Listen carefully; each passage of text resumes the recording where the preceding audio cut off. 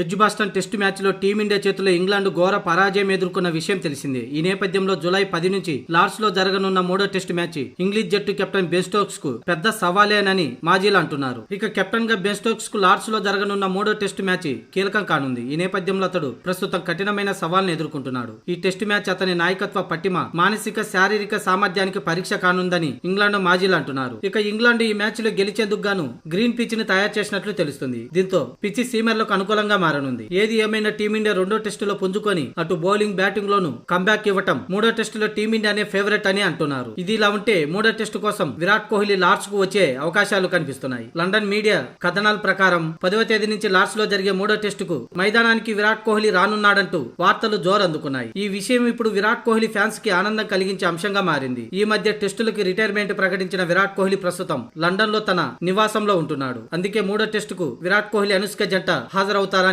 తెలుస్తున్న సమాచారం. ప్రస్తుతం ఈ జంట వింబుల్డన్ 2025 మ్యాచ్లు చూస్తూ కనిపించడం విశేషం.